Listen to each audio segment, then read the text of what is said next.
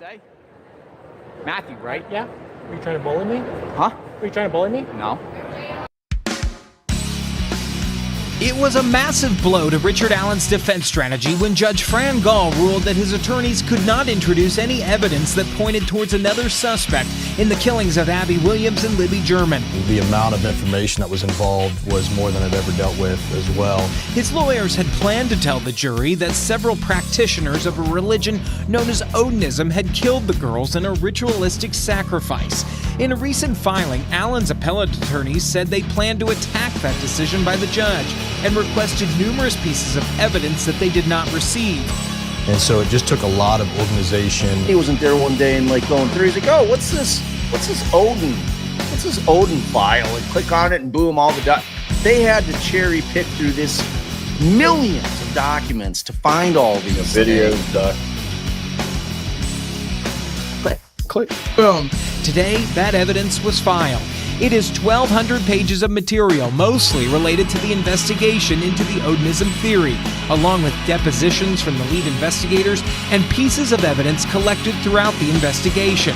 Most notably is several posts made by a man named Brad Holder, who is a confirmed Odinist and was looked into by investigators, including this photo of a large branch covering two people, eerily similar to the layout of the crime scene. Click. Along with a painting that resembles the way one of the girls' bodies was posed, and several posts of symbols made with sticks, similar to the ones Allen's attorneys said were found at the scene. In the depositions with investigators, there are several references to more than one person being involved in the crime, and to the Odinism investigation being dropped for no apparent reason. We had basically 5 or 6 days under a situation where the judge wasn't even giving us a transcript to see exactly what took place.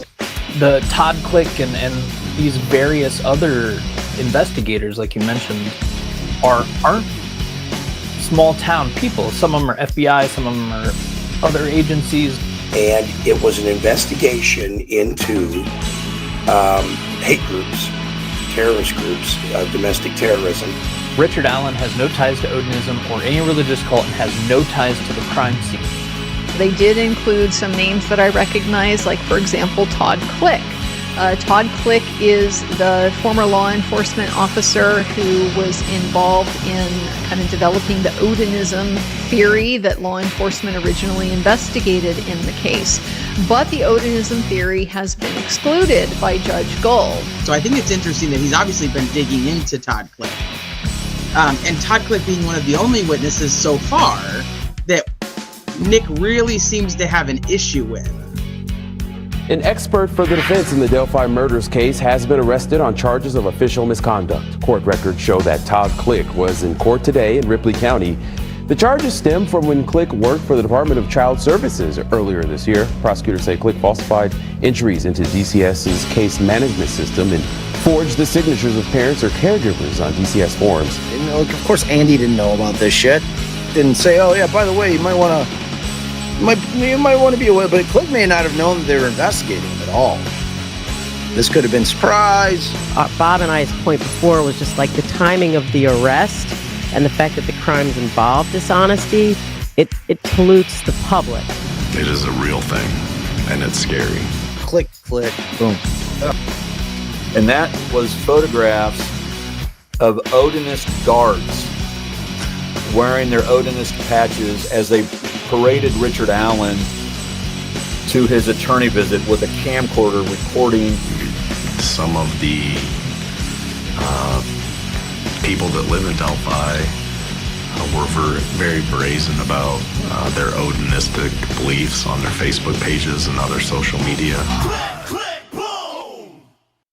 People in this case that are watching it from Zimbabwe, Scotland, South Africa, Australia, all over the world. Fucking Zimbabwe! What's up, Zimbabwe?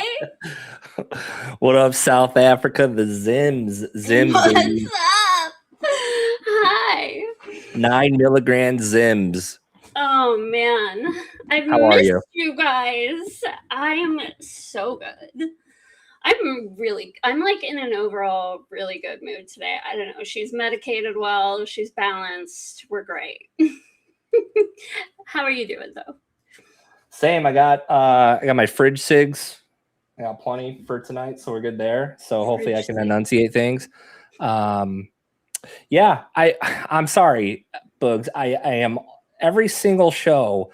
I am always almost late, and the reason I was almost late this time is because I was waiting on Jerry Holman to give me permission to be here, and he told me it's okay. So now I'm here. So here we are. He said it was all right. Yeah, we're good. We're good. He approved it. Because I didn't ask, but I'm kind of like, I'm already gonna be like arrested for offering a blowy to Nick McClellan. So fuck it at this point, right? Yeah. I just, Carroll County's certainly not Letcher County. That's for sure. Oh, guys. Well, if you came here for drama tonight, who fucking bet? You're gonna have to work a lot harder to get that out of me. Anywho, tonight what we are here for is we are going to talk about Todd Click. Clearly. Todd Click. Can you do like a brief rundown of who Todd Click is? Yeah. So Todd Click was one of the 3 investigators involved, pretty much mentioned in the Franks memo. He was an assistant chief of police with Rushville Police Department up until 2019. So he was assisting in the double homicide investigation of Abby Williams, Liberty German, alongside Terre Haute PD Detective Greg Ferenczi and Indiana State Police Detective Kevin Murphy. I do have that written down because I get titles fucked up all the time. And he sent Nick a letter very concerned with Richard Allen not being the guy. And I think, not that we believe in coincidences necessarily, but he was arrested for, come on, guys. Everyone here's pencil whipped something at work. So I love what he's arrested for, given the fucking grand scheme of fucking Carroll County. Chat, clip that, please. No, I'm kidding. So, guys, it's been a couple weeks. I didn't want to do a live because I have been going through stuff, and also nothing bad, but also I don't want to inundate with content when I don't have content. You know what I mean? Like, nothing's going on with Rick Allen necessarily until this, and we're kind of just waiting for the oral arguments in September, and there hasn't really been a case that's like pulled at me that I really want to necessarily cover. So we are here tonight because Tammy, who I fucking love so much, shout out. We love Tammy, yeah. God, we love Tammy. Big time. I wouldn't have any documents to anything if not for Tammy, honestly, at this point. She sent over. Is this the right one? Or is this the oral? This is the oral arguments. Hold, please. Of course, I'm fucking this up. But she sent over some documents pertaining to the upcoming Todd Click trial. Now, Todd Click was arrested in October? We'll get to the more detailed timeline, but I believe October of 2024. Sorry, I was reading chat. You're talking about Todd, Click, right? when he was arrested, yeah. Click's warrant was September 24, and he was subsequently arrested. Stand by, please. His warrant was served October 3rd of 2024.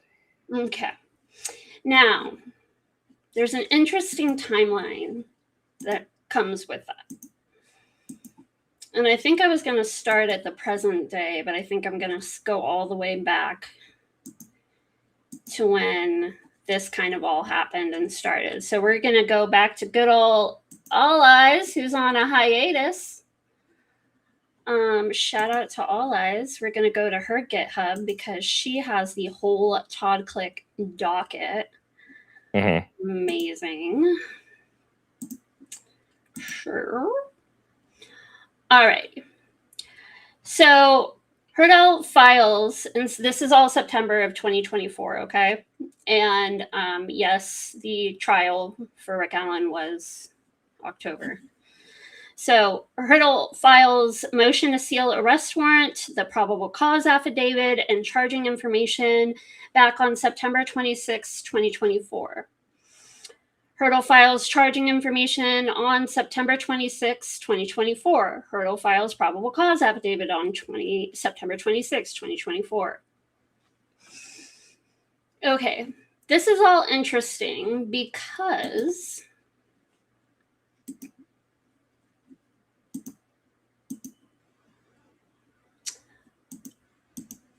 when the news of Todd Click being arrested first came out, it was the very beginning of October. So Murder Shits did a whole episode kind of announcing Todd Click's arrest, really. Let's share this. So back in October 4th, 2024, Murder Shit came out with the Delphi murders defense witness Todd Click is arrested on unrelated matters, okay? And I listened to this today. And they kind of go through the charges, and honestly, it felt like I was listening to a Fox News presentation of something where you're getting like such a fucked, skewed side of something that it's hard to even bear, but you have to take it as like entertainment art, really. Yeah. Which one was it? Where was it? The motion to correct error where they did the episode on that, and they're like they're like, feel free not to listen. Oh yeah, they at least warn you sometimes.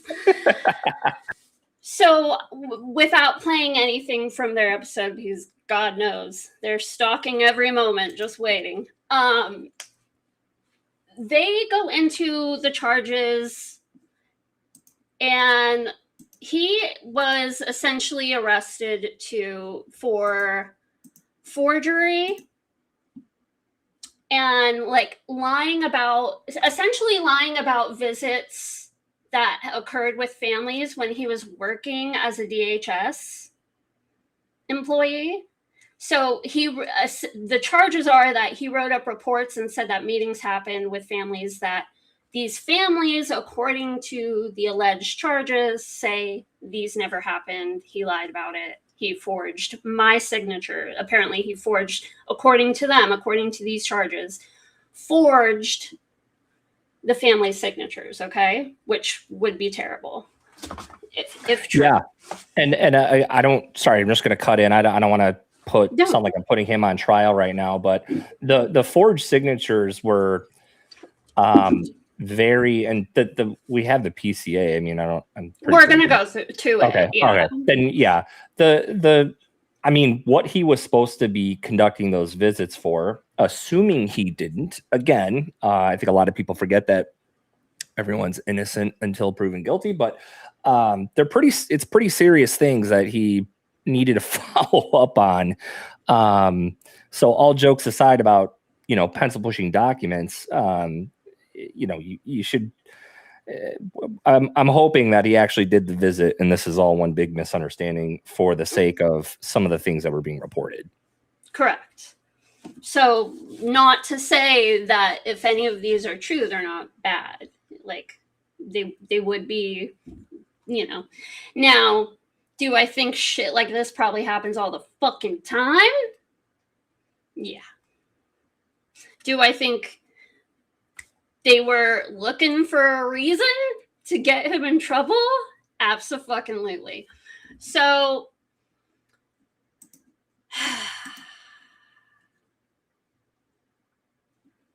if we go back to over here,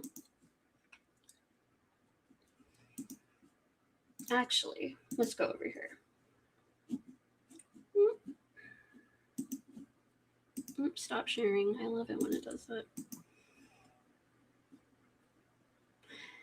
Okay, so this is the direct examination of Todd Click. Okay, this occurred on March 18th of 2024. Okay, remember that date, March 18th of 2024. Direct examination of Todd Click. Questions by Mr. Baldwin. State your name for the record. My name is Todd Click. Spell your name if you would. C-L-I-C-K. My first name is Todd. T-O-D-D. What do you do for a living? You know what? Let's you be Todd, so I'm not just my voice over and over again. I figured I was like gonna cut in and volunteer. So you want me to be Todd? Yeah, let me just. Wow, great. Okay. Yeah, I'm trying to make this bigger. Hold on. If I had $1 for every time I said that. Such a fucking boomer when it comes to this shit, guys. Look, you know what I'm doing? I'm fucking zooming on the browser. I know there's a better way to do this, but There's nothing wrong with that. Fuck it, right? Okay, go ahead. Okay, so we'll start over here. Okay, what do you do for a living? I am currently a parole agent with the state of Indiana. What did you do prior to that? I was a police officer with the Rushville Police Department. How long did you do that? A little more than 20 years, from February 6th of 2001, and then I retired December 31st of 2021. To get to the heart of this, have you worked on the Delphi case? Yes, I have. Can you tell the judge what kind of work you did on the case? I provided investigative assistance to 2 other detectives, Detective Greg Ferenczi, who is a Terre Haute police officer and he was also an FBI Joint Terrorism Task Force member, and Detective Kevin Murphy, who was Indiana State Police detective, who is also a FBI Joint Terrorism Task Force member. And what kind of things were you doing in terms of investigative support? Conducting interviews and trying to gather evidence. Over the course of how long did you do that? Roughly 3 years. I began providing assistance approximately June of 2018 and ceased when Detective Ferenczi was shot and killed in the line of duty July 7th of 2021. All right. Can you just give a very general understanding, a little bit more detail than you did, but still general, of what kind of things you did? Well, in June of 2018, Detective Ferenczi and Detective Murphy came to Rushville to conduct an interview with a gentleman by the name of Elvis Fields. They asked to use our interview room at the Rushville Police Department. They asked me if I would be willing to operate the equipment for them. They asked me if I was familiar with Elvis Fields, to which I was. They asked if I would kind of watch the interview and give my opinion on what...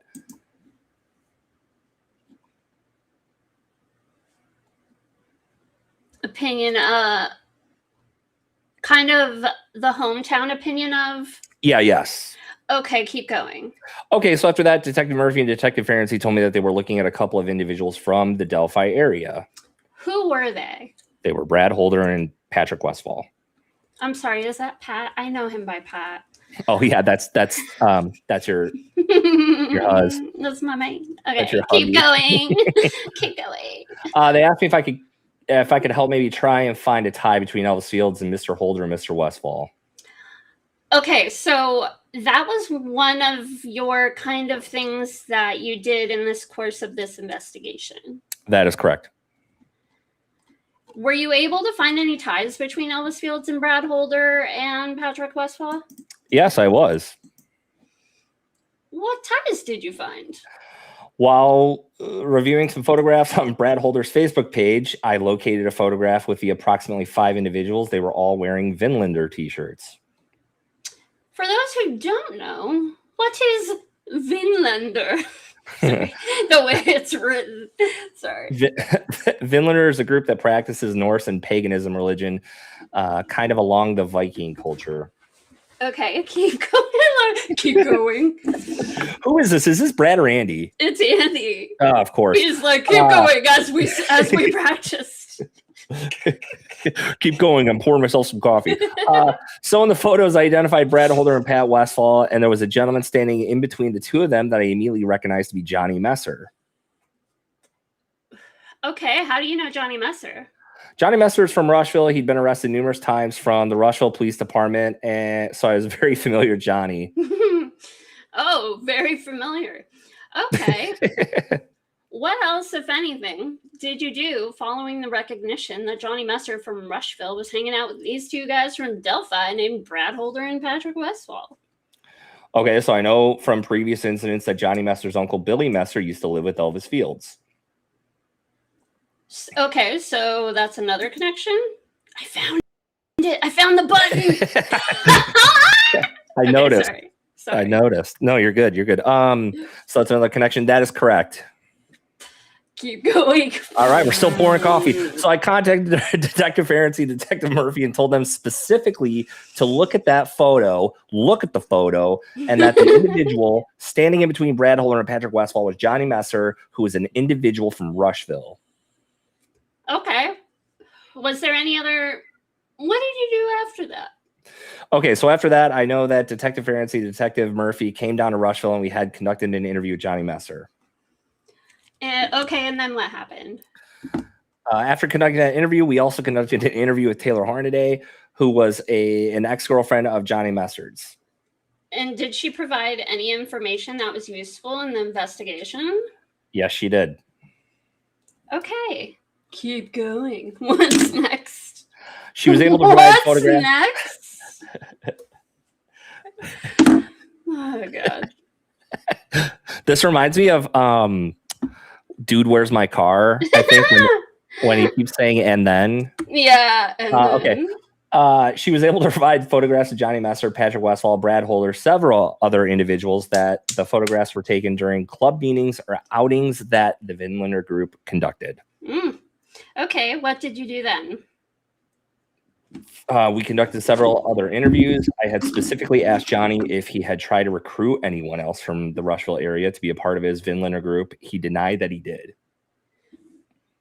Judge, I'm going to object to him reporting on what Johnny Messer may have told him. Sister. Sister. Johnny Messer is not here to testify. Oh, thank you, Miss Diener. Thank you. That's worthy of White County. Sorry, go ahead. After your interview with Johnny Messer, what then did you do? What then did you do, fine sir? I conducted several interviews of people that I knew were connected to Johnny Messer, and those individuals told me that Johnny had tried to recruit them into the Vinlander group. Okay, so after you learn that Johnny Messer is recruiting people, then what do you do? We had also... sorry, go up a little bit. Wait, where are you going? Wait, this way, right? I think. Oh, sorry. What the? There okay. we are. Wait, go back up. Go back to where I can see like line. I think like 12. No, I think we were up. Okay, there you go. We had also, during our interview with Taylor Hornaday, she had given us a cell phone of hers. Well, she had indicated that there was a cell phone of hers that contained recordings of a kidnapping that Johnny was involved in. So we obtained a search warrant to go into that cell phone and conduct a forensic exam to retrieve those findings. Okay, was that fruitful? There were recordings of Johnny Messer and another individual kidnapping an individual at gunpoint in the Indianapolis area. It's so ridiculous that it's funny. Okay, what did you then do? At that point, we tried. Now the coffee's just spilling over. At that point, we tried to identify who the victim of that kidnapping was, but we were unsuccessful. Sorry, I was like, where did we go? Oh yeah. I was like, hold on, we're still here. It's good that I was off camera. I was fucking with my mic. Okay. Okay, sorry. Okay, No, you're good. Keep going. What was kind of the next big thing that you did on this case? All right. We conducted some other interviews. We had spoken with Joyce Moffett, who is Elvis Field's sister. During that interview, she confirmed. Are you fucking with me? No, I'm sorry. I'm trying.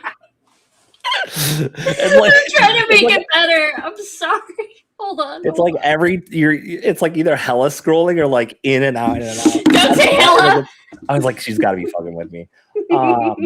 We had spoken with Joyce Moffett, who is Elvis Field's sister. During that interview, she confirmed that she had heard Elvis make comments about things associated with the crime scene, the murder crime scene of Abby Williams and Liberty German. Okay, what did you do with that information, or what did you do next? That information was given, of course, myself, Detective Murphy, and Detective Ferenczi were aware of that information, and I was told by Detective Ferenczi and Detective Murphy that they were going to try to contact Unified Command to try and obtain a search warrant for the residents of Elvis Fields. Okay, what happened with that? We never heard anything. Shocker. Unified Command never called and said, yep, tell us what information and we'll try to get that.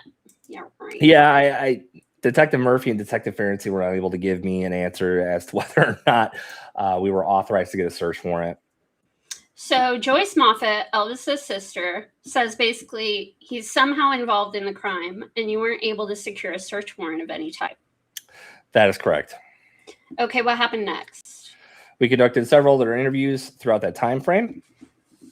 Okay, was there any other connection between Elvis Fields and Brad Holder that you know of?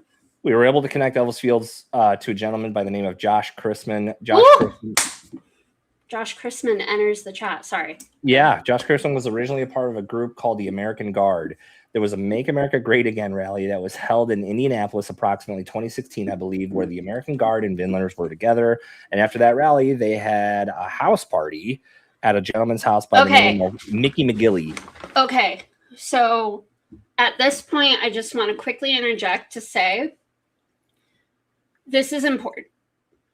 When you put the totality of all of these events together and the investigation that was going on, and I want you to bring it back to what investigations were going on prior to the Delphi murders even occurring, there were some investigations going on into domestic terrorism.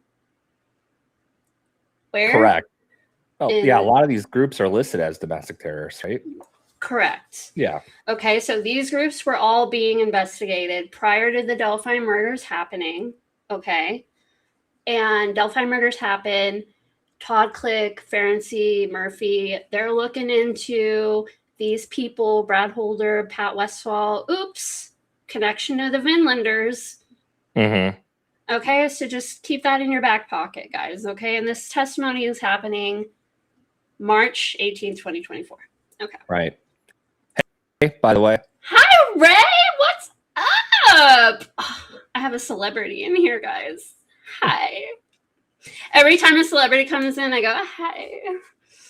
No, thanks so much for coming in. And Ray, everyone go give Ray some love and a sub because he has been the newest crank in the community and he has been doing constant lives about Rick Allen, about this case, about the fucking travesty that's gone on. And God love him. And if you didn't know him from before, he's from the Free Karen Read movement. So we love getting Free Karen Read people over here to support the Free Rick Allen movement and to talk about this case. So fucking happy to have you on board. And thank you so much. If someone can link his channel in the chat, that'd be cool. I got it. Awesome. All right. So where are we at? Mickey McGinley? Yeah, this is McGinley. Yes, thank you. He was also Mr. McGinley was also a Vinlander. He was also friends with a gentleman by the name of Brian James, who was the head of the American Guard. Brian James, now the head of the Vinlanders. He was with American Guard, I think. I don't know if he was ever with the American Guard. Brian James was the leader of the Vinlanders, and he was with a group prior to that. But anyway, go ahead. Yeah. Okay. So we were able to connect Josh Crispin. We knew that he was a semi-truck driver that conducted deliveries for a company called Flynn Livestock that would transport hogs to different facilities. I know that Weishman's pig farm in Delphi and then the Tyson plant in Logansport that they would make deliveries to. Elvis Fields kind of worked. Sorry to interrupt you. Sorry. This is important too. Okay, so right now we're talking about Josh Chrisman. He was with the American Guard. He was also associated with these Vinlanders. He was also directly tied to Elvis Fields. That's what we're talking about in this document right here. But also, when we talk about these pig farmers and livestock and stuff, I think it's always important to also point out the fact that the Evansdale murders, the double murders of those two little girls that happened in Iowa, the main suspect for that was Michael Klunder, I think his name was. He had been arrested sometime after for the attempted abduction of two girls and the murder of one of those girls. And he had been a livestock farmer, delivery driver type dude as well. Okay, and he was the main suspect for the Evansdale murders. Now, police say that it wasn't him. They haven't said why, but they said they looked into it and they don't think it was him for whatever reason. But I think it's an interesting connection that we have going on, especially in this area. Double murders, very rare. Double murders of two little girls, same age kind of range, very fucking rare. Also in a very similar kind of area and not that far away. And as we're talking about right now, Flynn Livestock would transport hogs to different facilities. Weichmann's has facilities in Iowa and Indiana. Okay, so it's just weird connections that in totality, just important to pay attention to and just to put at the forefront as we go through all of this, okay? Yeah, a key witness's father, who was also deposed in this case, is a truck driver as well.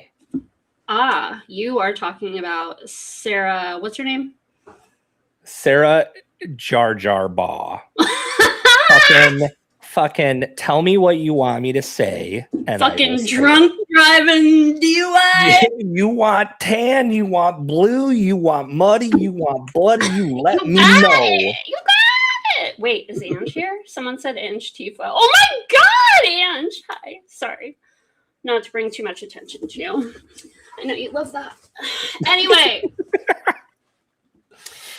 Okay, so also now I know that Weichmann's pig farm in Delphi and then the Tyson plant in Logansport. Okay, that ties back also now. We're talking about Rushville. We're tying that to Logansport, Brad Holder. It's a lot. Rod Abrams.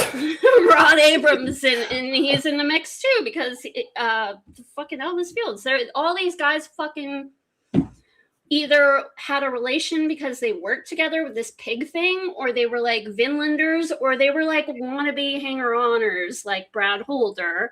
He was a fanboy. Shout out to one of Ray's most recent lives. He was talking about fanboys. Yep. And about a description of who might have done the symbolism at the crime scene might have been someone who would be a fanboy. Well, Brad Holder was quite a fanboy. Anyway. Right. Does this hat trigger you? That was so good. Do it again. Hey, side note, we're at page 7 out of 31. So I don't know if you want to speed run this. And oh yeah, we don't. Okay, so we actually don't even have to talk about the whole thing. Yeah, we're getting the gist of what he's talking about here, though.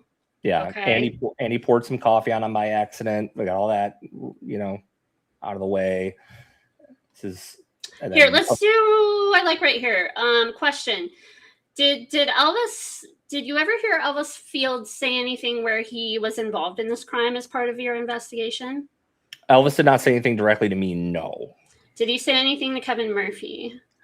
There was, back in February of 2018, I believe Jerry Holman and Kevin Murphy interviewed Elvis Fields at the Rushville Police Department. And when Detective Murphy took Elvis back to his trailer, Elvis approached Detective Murphy and said, "Hey, if my spit is found on those girls and I've got a reason for why it's there, I'll be okay, correct?"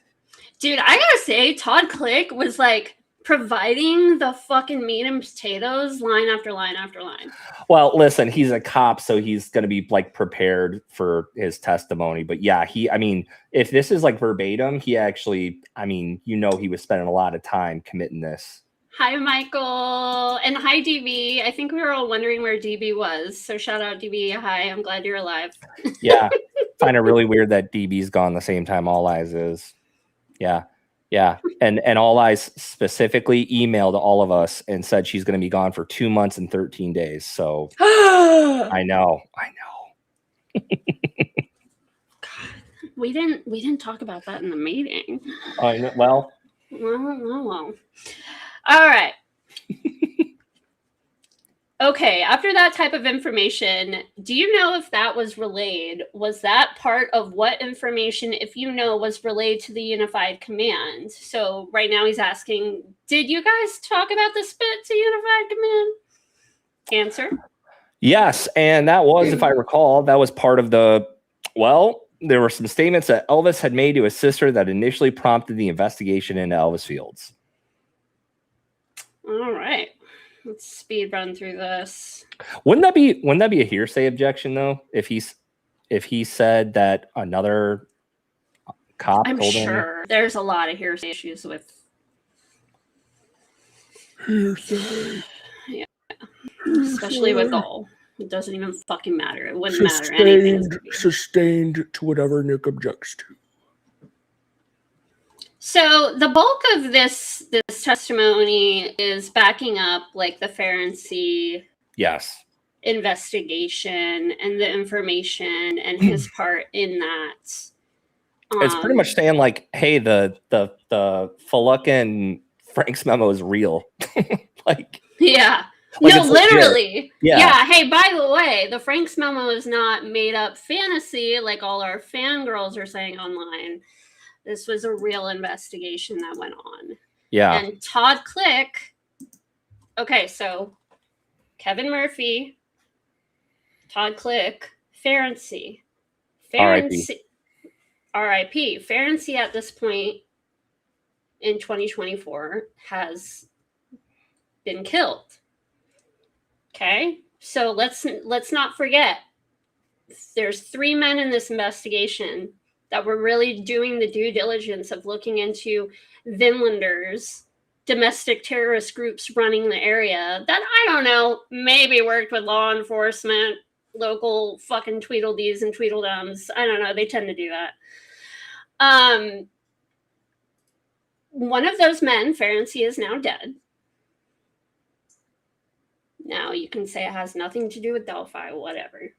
Okay. Oh, no, we have it on good authority that he was killed by an Odinist guard. I have a very credible source telling me that he was... We do not actually co-sign anything Erica Moore says because that lady is fucking nuts. I obviously don't know Greg personally, or do I? No, but I like to think he probably would have laughed at that. He would have. So, anywho, unfortunately, Greg Ferenczi was killed. Todd Click was gonna be a witness. Okay, and he was already helping. Okay, this is March 18th, all right? Now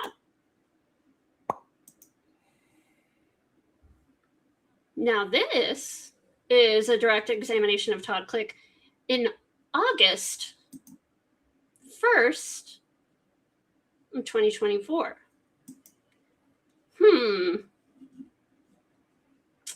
Well, hey, real quick before we get into this. Yes. So that previous Click testimony was March 18th. And we'll obviously dive into the PCA, but it's also interesting to me that pretty much less than a full month later was when the tip was called in to the Indiana Office of Inspector General for about Click. It was April 11th. Interesting. Yeah. It's just so these weird coincidences that just always happen in this case. It's just so which by the way, this is a hypothesis, not a hypothesis. Like, we're not saying this is true. Like, our conspiracy theory is true. It's a theory. It's a thought. It's a theory Disclaimer. based on educated guesses. Yes. Okay. That's it. Okay. So I actually don't even recall this one very much. Do you? Questions by Baldwin. This was probably like I put on Teresa and Sleuthy reading it while I was like riding my bike or something stupid. So well, let's talk about what he's doing now. What do you do for a living? This is now in August. I am currently a parole agent with the state of Indiana. Fuck yeah, you are. And how long have you been doing that? I've been with parole since March of this year. What did you do before that? I was a police officer of the Rushville Police Department. And how long were you with the Rushville Police? February 6, 2001, pre 9/11, until December 31st, 2021. All right. Was there a part of me? Yeah, Todd, why didn't you warn us about 9/11? That's what I want to know. You were a cop. You should have known. They were on our radar. Sure. I think where you had left off was they wanted to interview Johnny Messer. Who was they? I think he was talking about Holman and Murphy, right? Murphy and Ferenczi. No, but like wasn't Holman and Murphy and Rushville and interviewing Elvis when he said the oh, maybe. Oh. When he's talking about who he knew. Okay, so question: what happened of significance, if anything, with that interview? They interviewed him. They interviewed him about his involvement with the Vinlander group. He, or I should say, Johnny Messer, initially said that he was part of the group, but he was not real big into the Odinism aspect, and that he knew Patrick Westfall fairly well, but not real familiar with Brad Holder. Good job, Jody. Jesus. Now, this part is interesting for my Delphi historians because I can hear myself through your speaker, by the way. Oh, you can? Oh, yeah. Let me know. He, or should I say Johnny Messer, initially said that he was part of the group, but he was not real big into the Odinism aspect. Now, if you would recall, and you hark back to Patrick Westfall's interview, now he said Johnny Messer not only was so into the Odinism part, but he was a Lokian. He did the bad kind. Yeah, well, yeah. Holder was like the head patriarch, right, of the group, head dude, HBIC. Yes, but Johnny Messer, according to Patrick Westfall, on one of Sloth Intuition's interviews, had said that Johnny Messer was like into like there are different levels of Asatru, and there's the Lokian level. And Messer was so into it that he was into that. You know? Yeah, that was But here we've got this. Right. It's just constant. I mean, there's so many you can catch Patrick Westfall in a lot of lies in those interviews. So just more interesting information. Okay. He knew Patrick Westfall fairly well, but was not familiar with Brad Holder. Okay, and was Patrick Westfall, did they ask him whether he helped recruit for the Vinlanders? Was he a part of that conversation?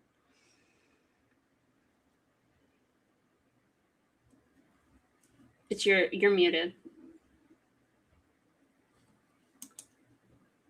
Sorry, I just had I don't know what's going on. I'm having I had major audio issues. Are we at yeah? This part, yeah. Yeah, we did ask him if he had done any type of recruiting for the Vinlander group, and he denied that he was any type of recruiter for the group. Okay. Did you investigate whether his claims that he was not a recruiter were accurate? Yes, I did. Shut up, DB. AV guy is cooked, Major.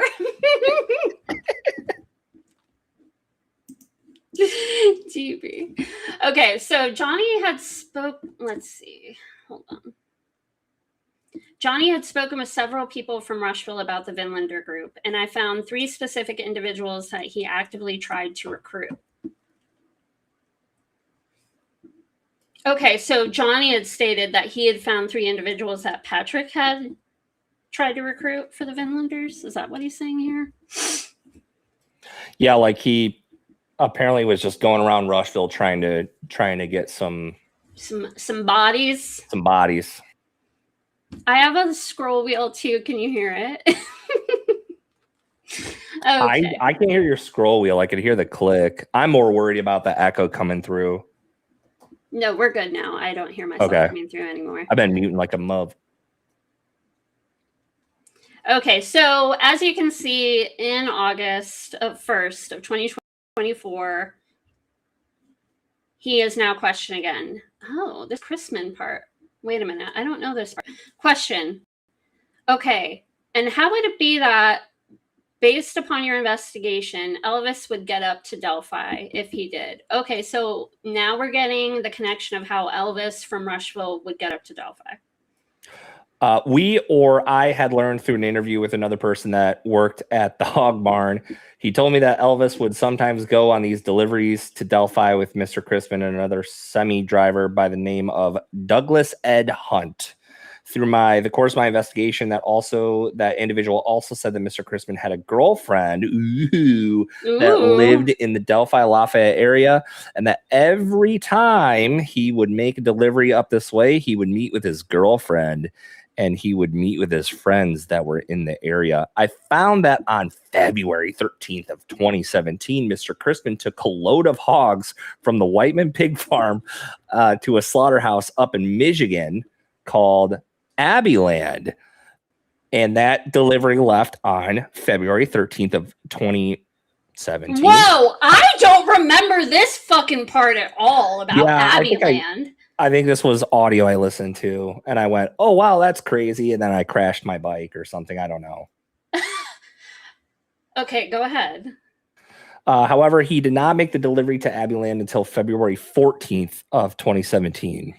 Okay, so remember, this guy Chrisman, who I still fucking like, and there's nothing about him on the internet except this fucking Indeed.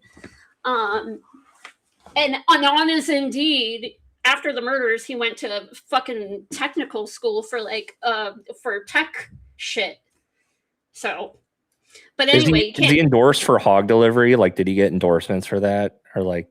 I didn't look into that, but that was like his whole last job, and he like had his own line and shit, and like owned his own like trucking company with his wife, or maybe I heard it. So he's good at carrying hogs, huh? Yeah. Okay. But anyway, the interesting thing about him and his connection with Elvis is also, they would go up to Delphi together. That's how Elvis would get up to Delphi, and this delivery was supposed to be made on the 13th, but for some reason, Chrisman didn't get there till the 14th. After the girls are dead. Mm-hmm. Right?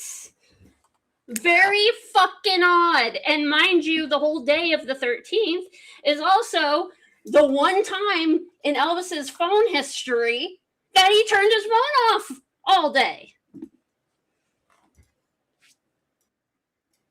Fucking weird. Mm-hmm. Weird. Mm-hmm. I have lived in Michigan my entire life, and I've been all around the state. And I just looked and I don't see like an Abbeyland. I wonder if that's like a mistake or something, because I literally have not heard of that my entire life. So there's like a Abbeyland Foods in maybe delivering meat. Yeah, I don't know. That makes sense. If you're from the Love Glove and you know where that's at, hit me up, because if we hark back to the other investigator in this trio of three was who? Kevin Murphy. Wasn't Kevin Murphy's report about bloodletting and hogs? Yes. It all fucking ties together, guys. All of this shit, in some fucking way, all ties.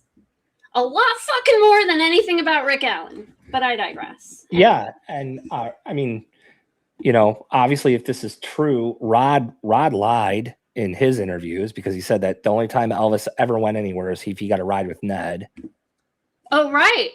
So that's a good point too, because now we're seeing he would go up to Delphi and catch a ride with Josh Chrisman because Chrisman had a girlfriend. So again, don't fuck with Delphi historians because we can link all this shit back up. yeah, and there's a lot of it too. There's so much. Oh, okay. So hold on. Here we go. Let's go to... Okay, if it was admitted in the evidence earlier, just before you got on, Elvis Fields admitting that he had been following, or his story was he was mimicking, Brad Holder was mimicking Elvis Fields' Facebook page, not fucking likely. And I know this is after the fact, but would that information impact any thoughts that you had on the investigation? The only impact it had on me was that it suggested that, or it was a connection between the two, that Elvis Fields and Brad Holder and Josh Chrisman knew each other. Now, if we're talking about Josh Chrisman coming up to the Delphi area, he had a girlfriend, he was in the American Guard, he's buddies with Pat Westfall and all these fucking Vinlanders and whatever. What are the likeliness that Elvis Fields tagged along and got to hang out with Josh Chrisman's buddies, and that's how he fucking met Brad Holder, and Brad Holder, being a little fanboy hanger-oner, probably was the one guy who gave Elvis Fields some attention. I'm making shit up in my head, but I mean, it's just... No, I think it's absolutely plausible. I think also they were like, hey, I'm a part of this gang or whatever, and we're looking for new people, but we're looking for a special assignment for them to earn their way into the gang, and it pays good money, and what they have to do, only they will know who did it, and if anyone talks, they will be gone. I mean, Hell's Angels did that all the time. You guys think they did their own hits? No, they paid people who had zero connection. What are the chances that these domestic terrorist groups, the Vinlanders, absolutely one, American Guard, higher on the totem pole, mind you, than the Vinlanders? American Guard is by far higher on the totem pole. So, oh God, it's just maddening. Yeah. I mean, it's a lot of it's there. Listen, you find some guy who looks like he got his teeth punched in. He hasn't lived a very good life. We know that in the Odin report. We also know from the Rod Abrams interview that Elvis was literally heating up his trailer through a propane tank attached to his oven.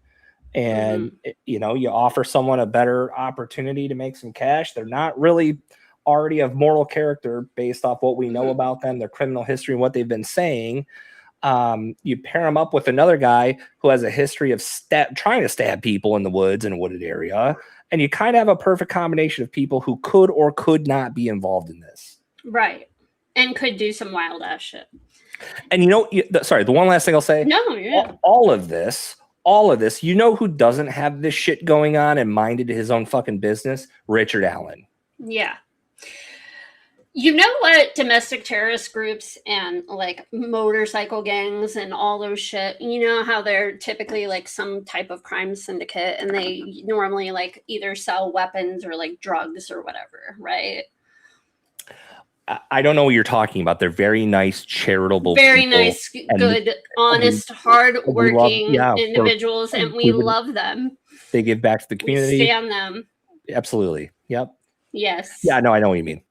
But yeah, but what are the likelihoods that these men, especially white domestic terrorists and, Finlanders, whatever, and fucking, white biker gangs, what are the likeliness that they're all fucking hanging out and making deals with each other and, mutually running drugs and shit?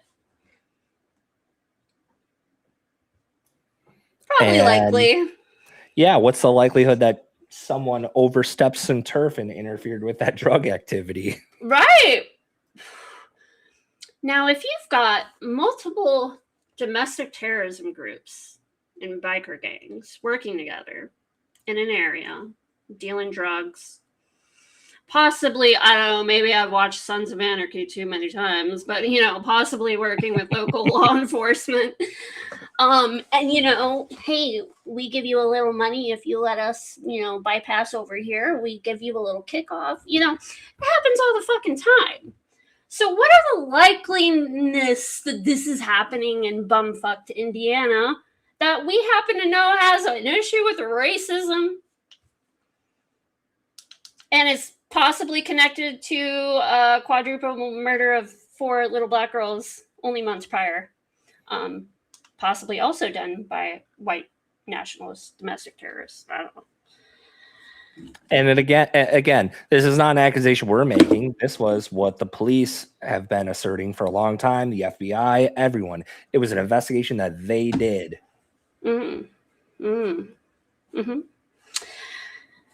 So now we get to not the affidavit.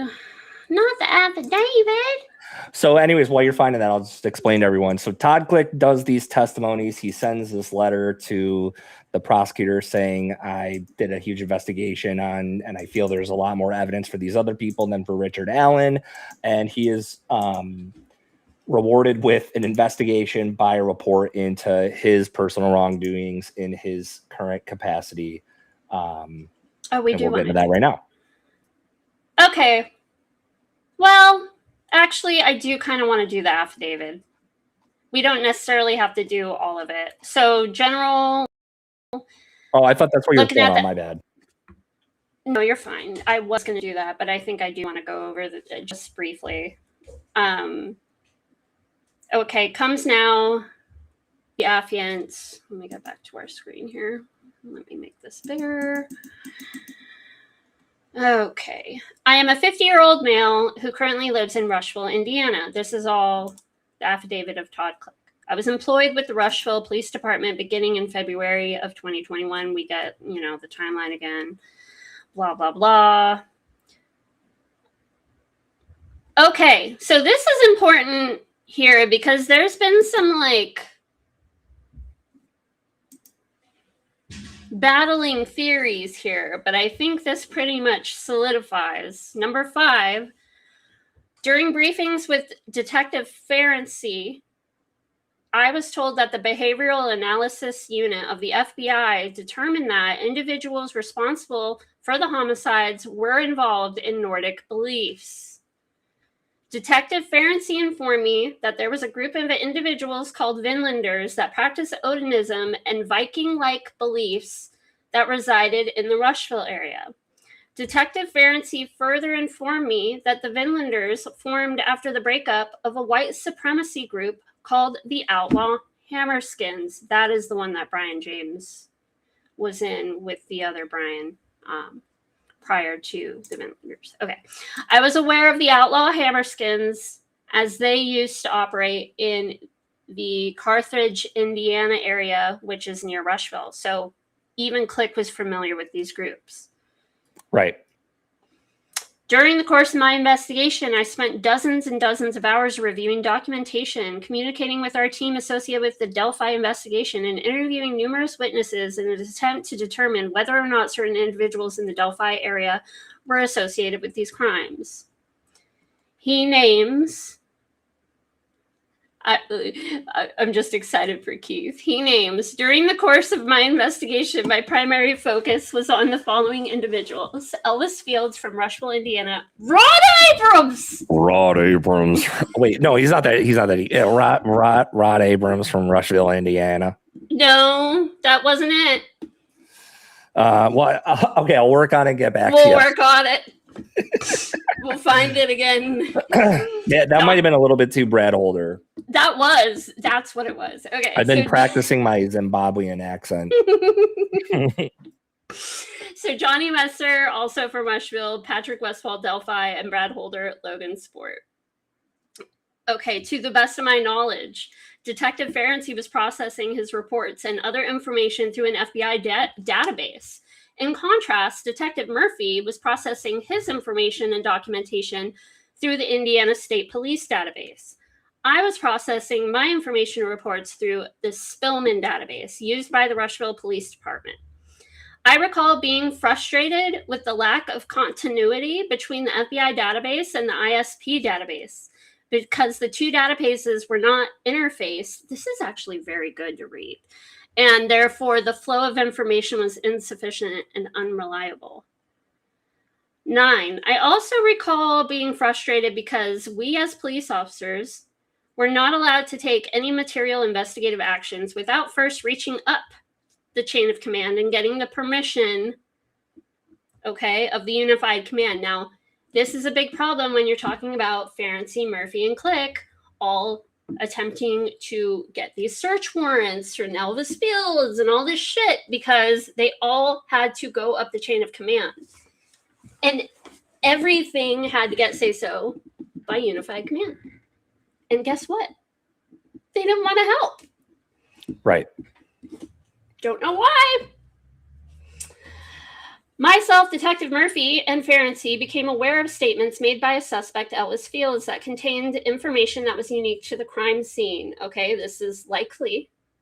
This is the spit possibly being on the girls, which, you know, obviously they were never able to actually go seek out possible spit because it was never followed up on. However, they were able to get a statement from him that talked about horns. Not from him, excuse me, from their investigation from one of his sisters. He had stated that he had given Abby the troublemaker horns. Okay. And try to get rid of a blue jacket. And try to get rid of a blue jacket. Now, anyone in the investigation was aware by looking at the crime scene photos that there were two distinct things that could have been two different options that looked like could have been horns. All right, so take your pick. And that directly ties him with knowledge of the crime scene that no one should have. I would call that a nexus. Yeah, that wasn't good enough for them, but apparently seeing a fucking van drive by was way better evidence. So good. So good. Yeah. All right, here we go. Can you go to number 8 real quick? Yeah. Because I noticed something. You read it. Go for it. So this is Click, right? It says affidavit. To the best of my knowledge, Detective Ferenczi was processing his reports and other information through an FBI database. In contrast, Detective Murphy was processing his information and documentation through the Indiana State Police database.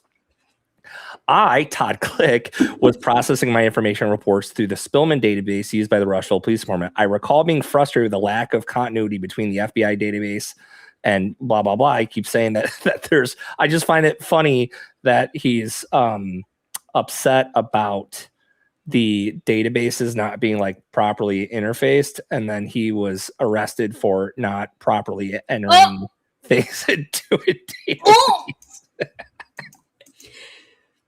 Whoa. Wait, why'd I get kicked? Whoa. Wait. Ew. I don't know what happened. Hold on. There we go. Sorry, I clicked a button. This is why we don't hi and live. No, you're good. No, but anyway, fuck. Talk to the people while I make this better. Okay. So listen, Todd Click looked into some Odinists, and Jerry Holman does not like the idea of any kind of Odinist being involved in this. From his research, Odinism practically doesn't exist. That's what he was told by people. By his Odinist specialist yeah, and he was so confident in it, he argued with Jeffrey fucking Turco about it. Look, I have an Odinist specialist that told me that Odinism isn't a thing. We got this. Yeah, like, dude. Okay, are we good? Are you good? We good? Sorry. No, that wasn't like. If that tone was bad, I'm sorry. No. I'm trying to. This got all weird. Yeah. Hold on. Let's do cancel, stop. Now we're normal. Yep. Well. Well. God, I'm gonna roast your ass in the group chat later. Unbelievable. Are you gonna talk mad shit about me in the group Mad chat? shit. Hope. Never mind. Nope. Nope.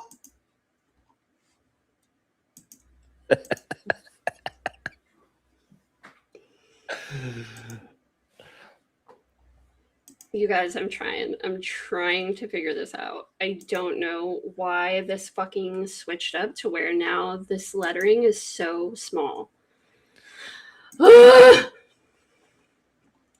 do You want to this. just do that until we get Yeah, through? let's just do this. We don't need to look at us. All right. All right. Number 8. Okay, so 11. During the investigation, I interviewed on more than one occasion Ned Smith. Ned Smith was a very close friend of Elvis Fields. Ned Smith was aware that our team believed that Elvis Fields may have been involved in the Delphi murders. Ned Smith attempted to protect Elvis Fields, even to the point of informing me that he had retained an attorney for Elvis Fields. During one interview in my office, Ned Smith informed me that he had spoken to Elvis Fields about the murders and that he was not going to share with me what Elvis Fields had told him. He further commented to me that it's not what you know, it's what you can prove.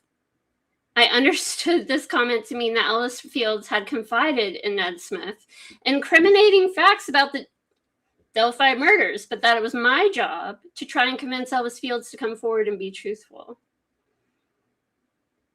During the investigation, our team was able to connect Johnny Messer with Elvis Fields and yada, yada, yada. Okay, we have permission. Okay, during the course of our investigation, we decided to seek permission from the Unified Command to obtain a search warrant for the home of Elvis Fields and his sister, Joyce Moffett. I was told by Detective Ferenczi that he would make this request on the Unified Command. I never received any further information response from Detective Ferenczi or anyone else. In approximately July or August of 2019, he received a call from Detective Murphy.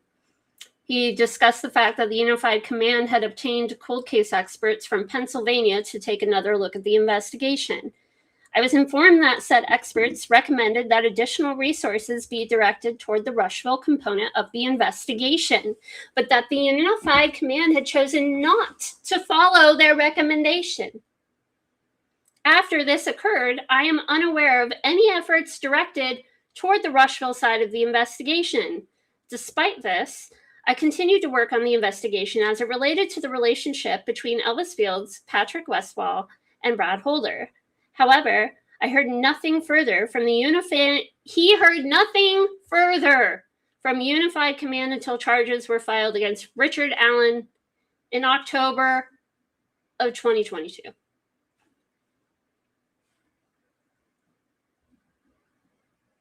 Excuse me, 1 sec.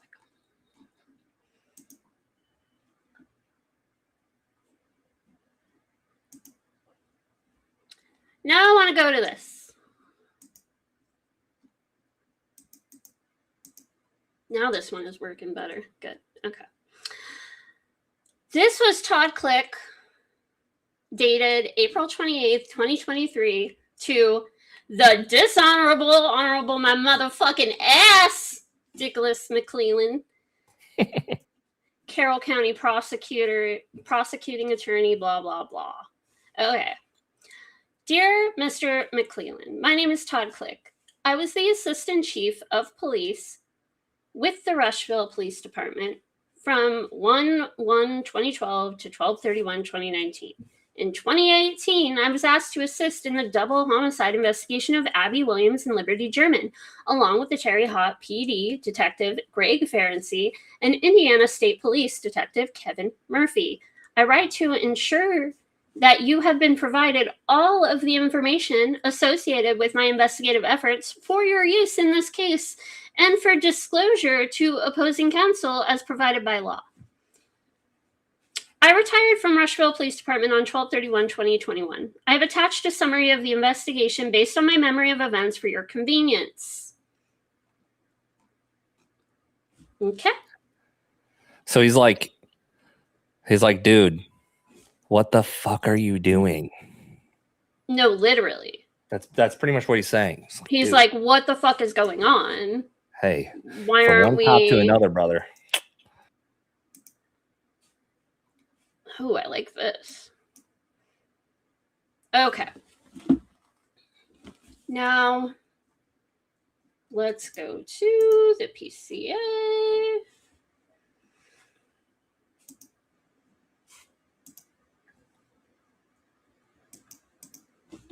Oh, this looks good. I like this. All right, how are we doing in chat, by the way? Because I'm just kind of going off on a tangent. We're talking about Pop-Tarts, steak Pop-Tarts. Yeah, chat looks like it's chatting as usual. That's our chat. I'm trying so hard not to eat, so I'm trying really hard not to read this. A couple people were making me laugh with Who? With some things. Point them out. I'm not. No. I need a comedy break. Is Kathy Clandering? How do you pronounce it? Kathy Clandenning. Clandenning. If you're watching, I don't have cleavage today, but if I step back, you can kind of see it anyway. You're welcome. Anywho. All right. So affidavit for probable cause. County of Ripley. Can you read this for me, please? Yeah. Affidavit for probable cause, State of Indiana, County of Ripley. Michael Lepper. Wait, can you go back to the? Yeah. Okay. All right. I, Michael Lepper, a law enforcement officer with the Indiana Office of Inspector General, OIG, being duly sworn, swear and affirm under penalties for perjury that the following statements are true and accurate to the best of my knowledge. I'm a law enforcement officer adjacent with the OIG pursuant to Indiana Code. I'm not reading that code. The OIG is a law enforcement agency created by the Indiana General Assembly through Indiana Code. Not reading that code. I have seen a special agent with the OIG. I've been a special agent with the OIG since April 23rd of 2018. In connection with my official duties, I'm involved in criminal investigations involving state employees within the executive branch of Indiana government. I received training related to the enforcement of Indiana laws, including the following: ISP 42nd Recruit Academy in July, blah, blah. God, Jesus. God, I don't want to see your resume. No one cares. He's okay. Folks, he satisfied the basic minimal trainings, and he served as a detective and investigated many kinds of crimes. I have served and I've investigated many crimes, theft, forgery, fraud. The previously listed crimes are Wait, you've been holding back a Trump impression on me this entire time. I just read it that way because it hit. No, it felt like so good. It felt like good Trump dialogue. No, many crimes. I've many. Many. No one's investigated crimes like me. Okay. On April 11, 2024, the OIG received a complaint from the Indiana Department of Child Services, DCS, alleging that a former DCS employee, Todd Click, DOB 47 of 73, submitted official reports in his role as a family case manager and FCM to the DCS Case Management System Management Gateway for Indiana Kids, Magic, with a K. According to DCS, those reports contained false information of family visits and DCS documents with forged signatures of parents' caregivers. I was assigned to investigate this case. You want to go on? Keep going? Good? Yes. Here we go. All right. You want to go on this? Yeah, we're going to read this shit. Okay, ready? I believe that Click knowingly or intentionally falsified child abuse or neglect information records, committing the crime of obstructing a child abuse investigation, a Class A misdemeanor occurring in Ripley County, Indiana, based on the following facts. We can use two bullet points from each family, so we're not reading forever. Oh, so we're not going through the whole thing. All right, so I'll just read okay. MB family on 12/24/23 at 11 a.m. Click reported in Magic. He made a visit to the MB's home in Batesville, but did not find anyone home. Click said he called MB on the telephone and was told by MB that she was on the way to Ohio for a family Christmas. MB said after the domestic violence event on 12/23/23, she went to her mother's home in Millen, Indiana. Dude, everywhere you go, people say that place differently. Milan, Indiana, until February of 2024. MB said she has no family in Ohio, and the call never happened. On 12/24/23 at 5 p.m., Click reported in Magic he made a video FaceTime call with MB and saw her children, age 2 and IS age 2 and HS age 2 months, and that they appeared healthy. MB said that call never happened. So there's 2 bullet points. Okay. And then AB is just the one. Yep, AB family on 1/22/24 at 3:30 p.m. Click reported in Magic that he made a face-to-face visit with AB, his wife, and their child RB at their Holton home. AB said that this visit never happened. Earlier in the day, this is actually really important. Earlier in the day, RB reported to her school that she had been fondled by a family friend on 1/21/2024. The school advised the AB family that they reported the incident 11:51 a.m. to the hotline and to go home, and that DCS would be out to their home. At 8:24 p.m., AB made a second report to the hotline as no one from DCS ever came to their home. Really quick, I said DHS earlier because I'm a fucking idiot. Sorry, guys. DCS, DHS. I watch too much like politics. I got DHS on the brain. Yeah. Go ahead. By the way, just like I know the way like social work works, it still is unacceptable to me that they were like, oh yeah, call the hotline and just fucking go home and wait. Like someone will be with you. I don't know what else they could have done, right? Like I don't have an alternative solution, but shit. But there's got to be something better than that. Like, can we please improve? This is what happens when like, I don't know, Jeff Bezos needs his 8th yacht. Anyways.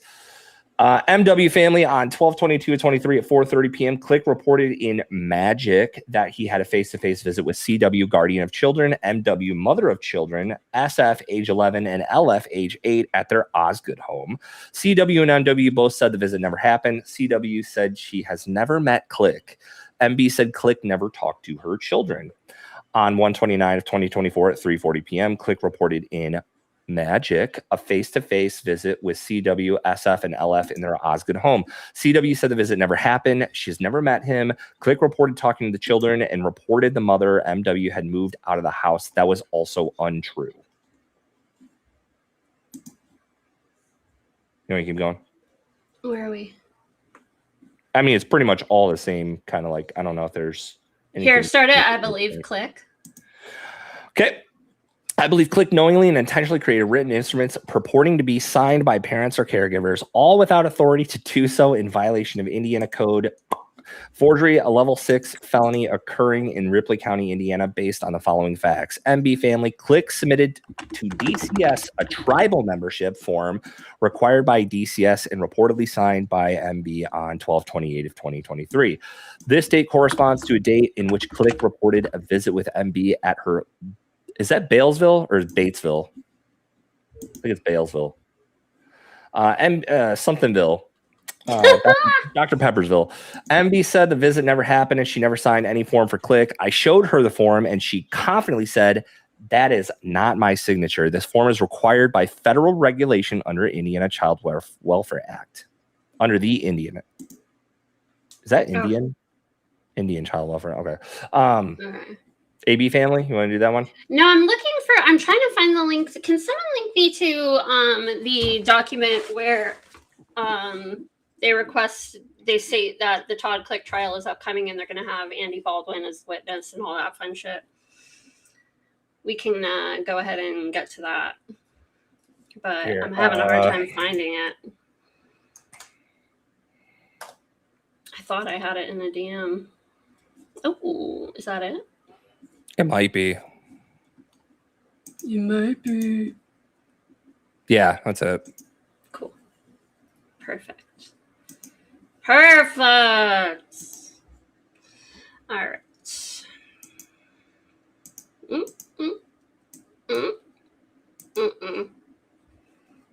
Okay.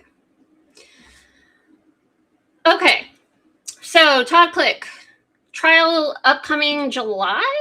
Right now? Did it say July for sure? Yeah, July. So this trial has been continued like 80 times. Yeah, they're set for good jury to trial. point out. Yeah, they're set for jury trials July 21st of 26. So this has been pushed out a lot. Two different things, but come back to my mind a lot is also separate is the Shane Meehan trial for the murder of Greg Ferenczi, which is also upcoming. They just got finally the go-ahead that he was competent enough to stand trial, Shane Meehan. Yep. So this is all kind of happening all at once, which is another layer to this that I find interesting. That all of this is kind of running up with each other. Yeah. Shane Meehan's been able to get away with the murder of Greg Ferenczi, who, by the way, was a fucking FBI task force member. And they've been able to successfully push this fucker and his incompetence and all that shit forever and ever and ever and ever. So who knows? I mean, hopefully we get this trial to come up too. But anyway, so that is separate from this. Todd Click was arrested for these charges with the DCS, which, judging by this timeline, just kind of all one. He's doing all these depositions upcoming for the trial. He's one of the upcoming witnesses for the Rick Allen trial. And then the same month that trial is supposed to begin, he's arrested on these charges. Not to say that maybe they are true, but even if they are, I would pretty much guarantee that this investigation was pushed by Unified Command into Todd Click to find something to get him to not be able to do what he was supposed to do. Yeah, and I know Allie said this, but the fact that it's forgery, it's kind of discrediting him when he was set to be a key witness. It happened in September. Rick's trial started in October. Mm-hmm. Right? Like, ugh. Right. Ugh. I mean, don't get me wrong. It's a lot of progress from, we're coming a long way from setting people's fucking houses on fire with them inside. But, still, it's like, it's tough. Right. Yeah. So, this is County of Ripley, State of Indiana versus Todd Click for forgery and possibly lying about DCS visits, which I find so fucking hilarious since Kathy Shank, the fucking hero. The fucking hero of Delphi and the one who found the tip and that fucking bitch worked for child services for decades and was covering up incest, was covering up children being abused by their parents. Guys. Yeah. Period. Sue me. Prove it. Prove it's not true. Kathy Shank, fan of the show. So it's just real funny when you've got Murder Sheet that, when this arrest happens and he's charged with this shit, you got Murder Sheet doing the announcement and they're like, oh, God, this is horrible. We've heard that the defense has propped this man up as they propped this man up as this upstanding investigator and he's going to be the hero and that he's going to, well, it turns out not such a good guy after all. Because fucking, oh God. It's just, you guys got to listen to it. Listen to 10 minutes. 5 minutes. I'll be nice. 5 minutes of this episode of Murder Sheet. Listen to them talk about this arrest. And is this the one? Okay, so it's the arrest. It's not the one where he interviewed Click, right? No, but we do need to. So he did make statements after their fucking shit show episode. Mm-hmm. Mm-hmm. He did make some statements after that. We'll get to that after this. Okay, so amended defendant's witness and exhibit list. Comes now the defendant, Todd Click, by counsel Paul W. Barada Jr. and submits the following witness and exhibits lists. Witnesses. Number 1, any person with witnesses listed in any document provided by the state of Indiana. That's a lot. Any person's witnesses listed on the state's witness list. Number 3, Andrew Baldwin. Number 4, Kevin Murphy. 5, Abby Herbert. Does anyone know who that is? So I am still in the middle of research, but I believe Abby Herbert works for Rushville schools. So I'm wondering if there's something messed up with the tip that was called in to OIG. Or not OIG. Whatever was in the PCA. I forgot already. But Ray from Dallas said, Murder Shits, what's that classic? That is the name we so lovingly call the Murder Sheet, which is the state-sponsored podcast for the arrest and trial of Richard Allen. wait, we're not listening to Murder Sheet. Do people think we're listening? We're not listening to Murder Sheet. No. No. We're talking about them. We're not that stupid, Yeah. please. Kevin, blink twice if you need help. Actually, no, we already know. No. Like we've heard. Anya, blink twice. Bitch, you are fucking, your soul is being eaten alive from the inside out. Bitch, you are fucking aging like moldy fucking cheese. And you're starting to look exactly like Kevin. Fuck you. All right. Anyway. Fucking bitch. Anyway, exhibits. Any document tendered by the state. Any documents listed on the state's exhibit list. Any exhibits disclosed to the state. Number 4, April 28th, 2023, certified letter to Carroll County prosecuting attorney.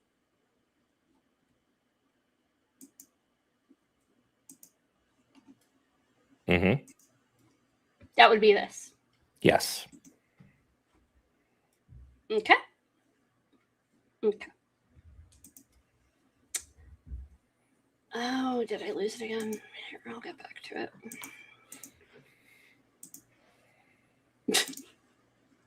Oh, what do you need?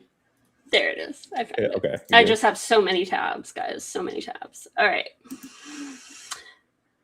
So, letter exhibits is that letter. Number 5, Verizon phone records from Todd's department issued phone from July 9th, 2023 through. I wonder if those dates align with the family visits. I wonder. You think they used his fucking MEID to pull that? Or his IMEI? I wonder if he gives that to them the day of. Did they have to ask for it again? Cecil's probably still Googling what it is. Yeah. It's missing a letter, I think.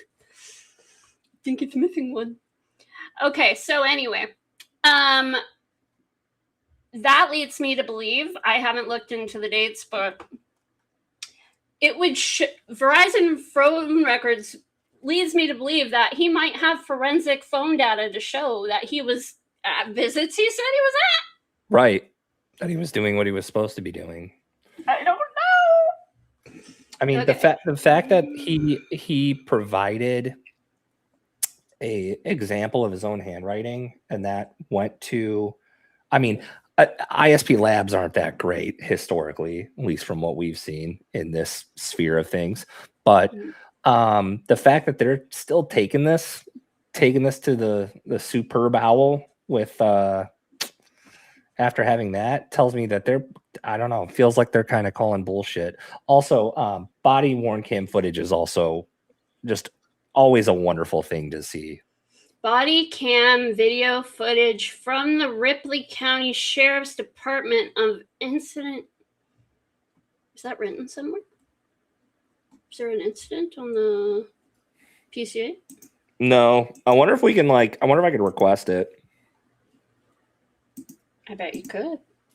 It's probably what it is it's probably the arrest report Right. Or something. Right. Oh, yeah. That's, that'll be interesting. I bet some conversations were had. Yeah, that's typically like arrest Cop on report. cop conversation. Yeah, arrest reports typically start with like the year, then like dash, and then like more numbers and letters. Oh, you're right. Yeah. Interesting. Interesting. Yeah. I wonder if they talked about the fact that he was an upcoming witness in the murder trial. I don't know that because I'm a cop. I know that because I had Adjacent. I had a report from where I got my ass kicked at a bar and still got arrested. No, like, dude, it's already bad enough. You guys got to take me to the drunk tank. This fucking sucks. Damn, and you lost the fight. Damn. Dude, it was bad. Oh man. Don't get your wisdom teeth taken out and drink like 10 Jacks and Cokes the like week later. It's not a good idea. So now we've got, so after Murder Shits did the episode that the fucking breaking news, Barbara Walters fucking 911, read all about it. Todd Click, fucking, you guys gotta listen to that shit. He did issue follow-up statements to Murder Shits after the fact. Okay, so these were his comments. Click said, "There are two things that I would like to clear up immediately, though. Detective Farrency and Detective Murphy were not Rushville cops. Detective Farrency was a detective from the Terre Haute Police Department that was assigned to the FBI Joint Terrorism Task Force. Detective Murphy was an Indiana State Police detective that was also assigned to the FBI Joint Terrorism Task Force. So the FBI was associated with the investigation until at least July 2021. Secondly, no one in law enforcement believes Abby and Libby were killed in a ritual sacrifice. That is the defense twisting facts for sensationalism. You can quote me on those two items." Now, this point I found very interesting and important because he follows that up by agreeing with the defense on their like characterization of things and their theory and Terre Haute and all that stuff. So he's not trying to drag the defense by any means, okay? Because he follows this up with good things. But what I find interesting about it is no one in law enforcement believes Abby and Libby were killed in a ritual sacrifice. What groups have we been talking about throughout this to do with Todd Click, Delphi, all this stuff? It was the white nationalists, the domestic terrorism groups that the FBI task force was investigating prior to these murders ever happening, associated with American Guard, Vinlanders, maybe some biker gangs, who knows? Okay, all frequenting this area. Okay, so they're already investigating these groups. And now you've got these three guys investigating these groups. One of them is killed. We'll say unrelated. The other one is now facing these charges, right? And the thing about these white nationalist groups is that they practice this Asatru, this Odinism, whatever you want to call it, okay?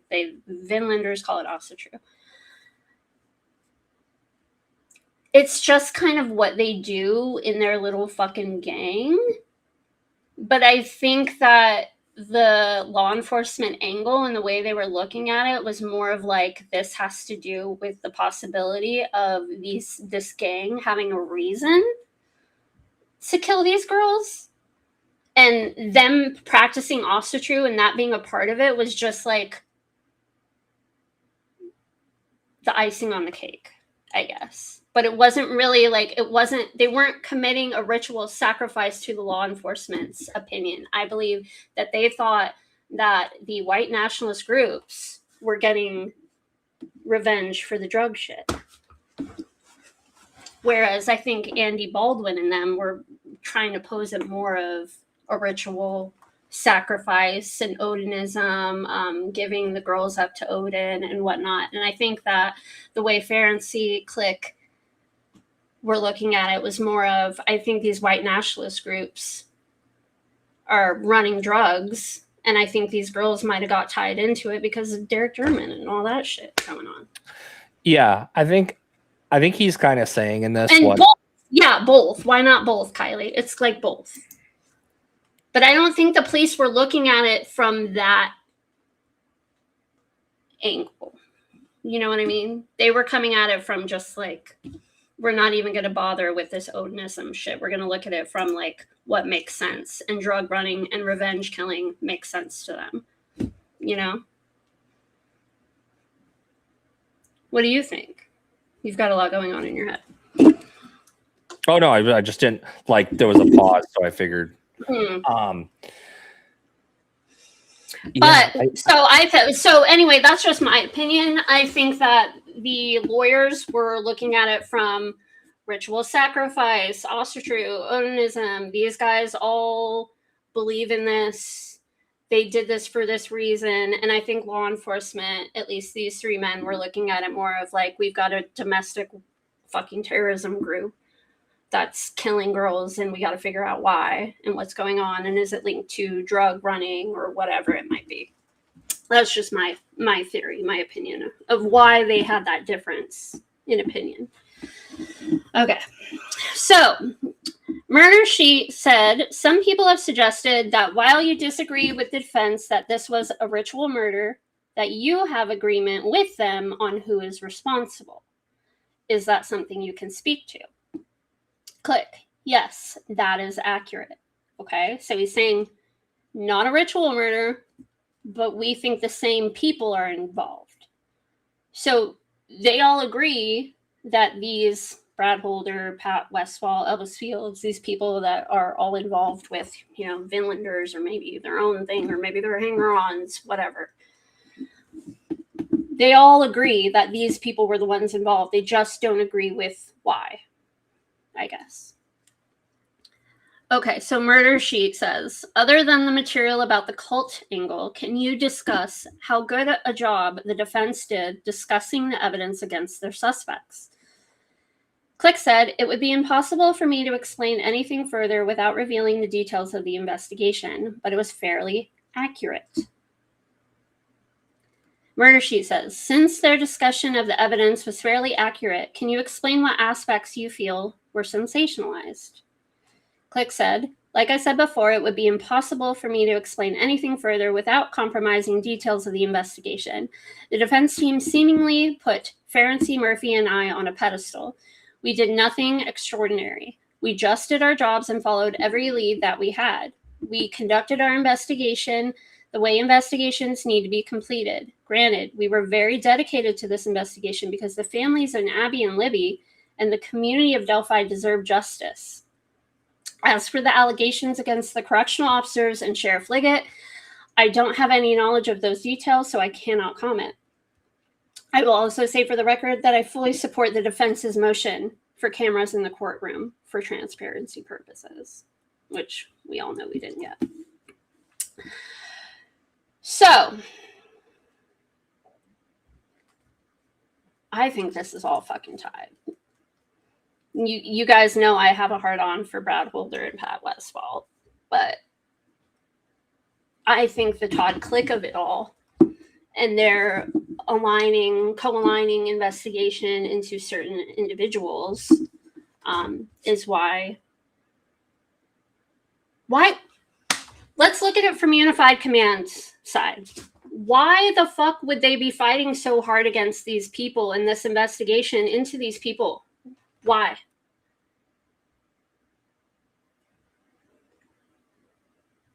Because do they have some association with the domestic terrorism groups? Do they have to ensure that no investigation is actually done into these people and into these groups the proper way because they have some alignment going on with these groups, with these individuals? That would be my belief. Why would Unified Command from day one be fighting so hard to make sure that these individuals are not investigated? Brad Holder, Patrick Westfall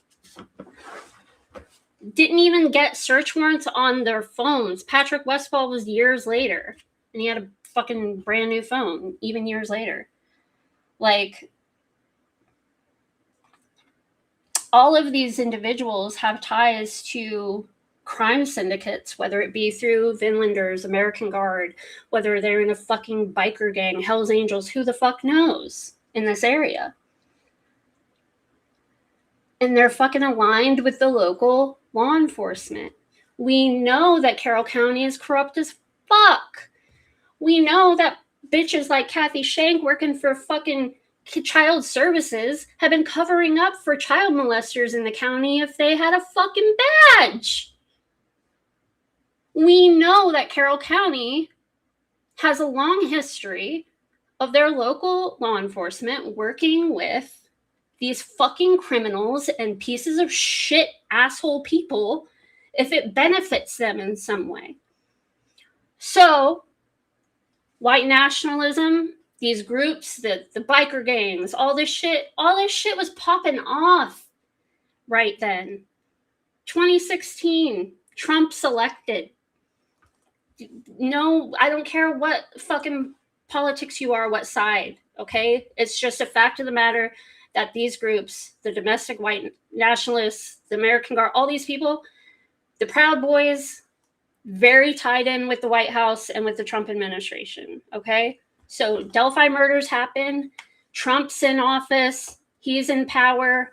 You've got white nationalist fucking groups and God knows what else possibly working with local law enforcement in Carroll County. And now you've got these same people with these same ties to these people that now are in the White House. And you want them to be investigated for this murder, for these murders? Ain't no fucking way. These people are being protected from local law enforcement all the way up to the fucking White House now. I mean, in documents talking about these individuals from the Franks memo, they're talking about Make America Great Again rallies that they were attending as points of reference to these relationships.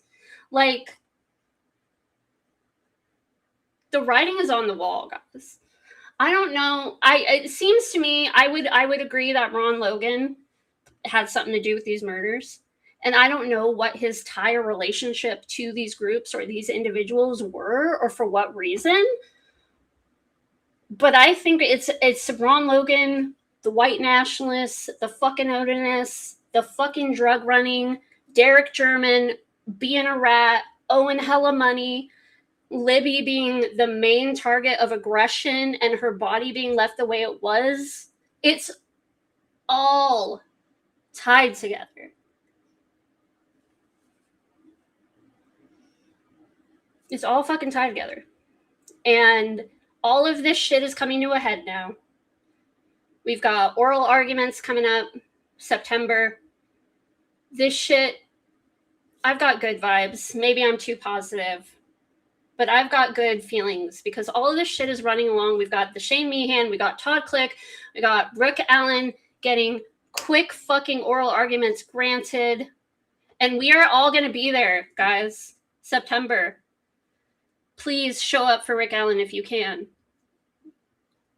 We are going to show up and show out because we are getting Rick Allen the fuck out of prison because I tell you what, all this shit we talked about tonight, how is this not a nexus? How is it none of this a nexus to that crime scene? I mean, if you don't investigate the Odinist angle, if you don't investigate Ossishrue, if you don't investigate the Vinlanders, if you don't investigate all these groups, then yeah, it's a whole bunch of witchy hoopla and it doesn't make any sense. But if you actually did your due diligence, if you actually, I don't know, gave the FBI the DNA when they were on the case for 2 years, to actually properly test. When you're denying from day one proper DNA testing, and you're finding male sperm on a cervix of a little girl, and you're trying to tell us it's from laundry because you didn't go out of your way when you had access to the FBI from day fucking one, you did not get that shit tested properly. We could find out who the fuck killed these girls today if we did proper DNA testing. We could do it today. They have so much shit we could properly test that they never fucking tested. The fucking hair that they didn't test till right before the fucking trial. Why? Why would law enforcement be doing this? Think about it. Why would Carroll County care so little about these little girls? To not have the FBI test this DNA properly, to not investigate these crime syndicates that could possibly be involved for whatever reason, to not investigate Derek German, who is a fucking CI for you. And you know he was ratting. Everyone knows he was ratting. And you don't do anything until Rick Allen, God help him, until Kathy Shank finds that fucking tip. Fucking Kathy Shank, protector of fucking incest and pedophiles.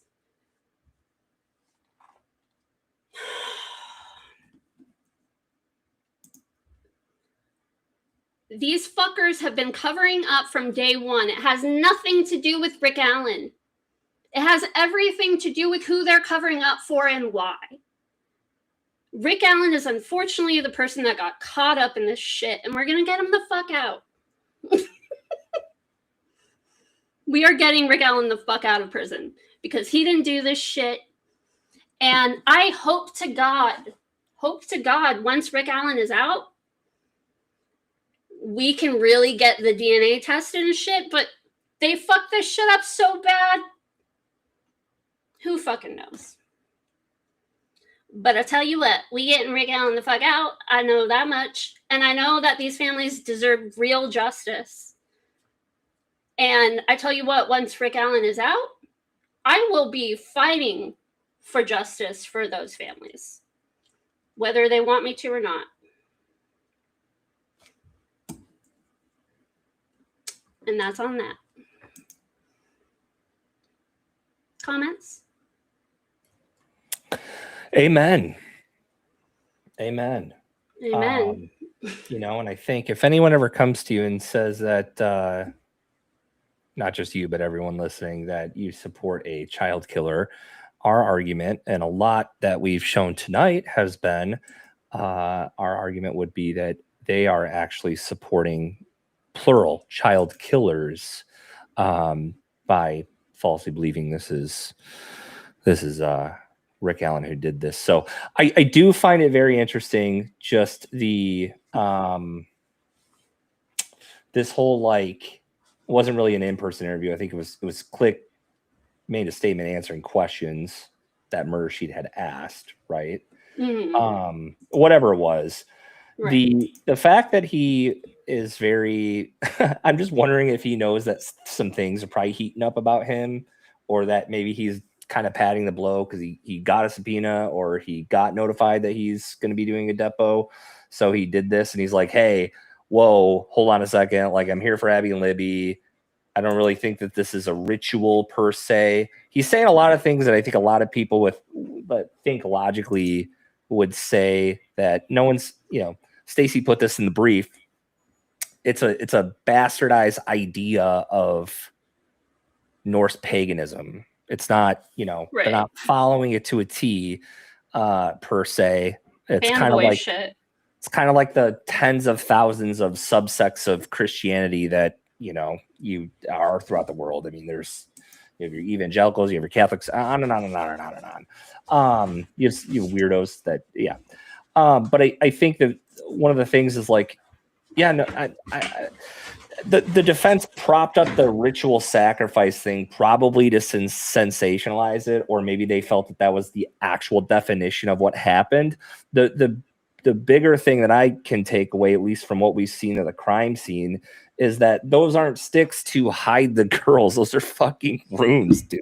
Give me a fucking break. Well, you don't put those there and not, again, no one to this day, no rager, no one from the state has explained why he didn't just kick a bunch of dirt and leaves over them, right? I don't know. Lay the big ass fucking tree. It was like a mini tree to actually cover the bodies versus like pose them with.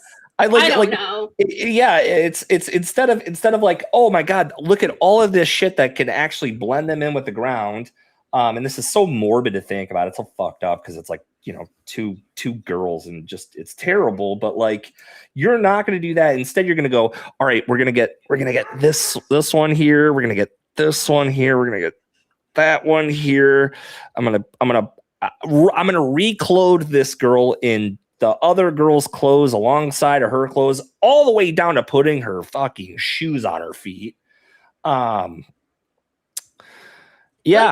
Michael Osbrook says do a show sometime on all the people who have confessed. I've got a couple more. I'm down. Well, hey. We'll do it. Maybe we'll do an open call-in show. I would